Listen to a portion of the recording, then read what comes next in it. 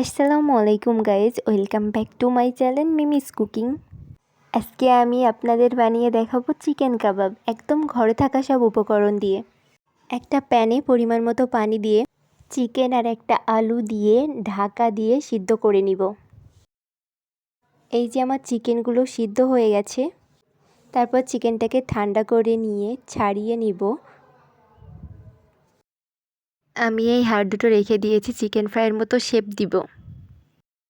তারপর একটা মিক্সার ভ্যানে নিয়ে মিক্স করে নিয়েছি। তারপর 1 চামচ পেঁয়াজ বাটা, 1 চামচ আদা মশলা বাটা, 1 চামচ রসুন বাটা, 1 চামচ লবণ, 1 চামচ হলুদের গুঁড়া, 1 চামচ জিরা গুঁড়া, 1 চামচ ঝাল বাটা দিয়ে মিক্সড করে নেব।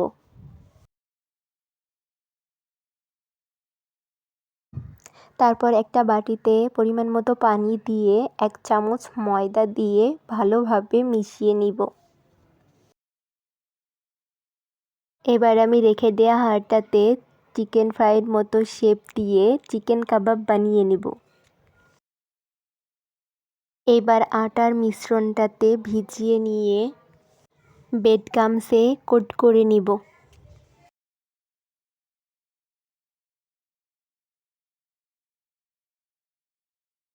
আমি এভাবে সব কাবাবগুলো 2 বার করে কোট করে নিয়েছিলাম।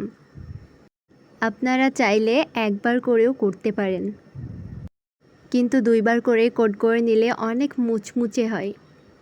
এই যে আমার সব কাবাবগুলো কোট করে নেওয়া হয়ে গেছে, শুধু ভেজে নিলেই হয়ে যাবে চিকেন কাবাব।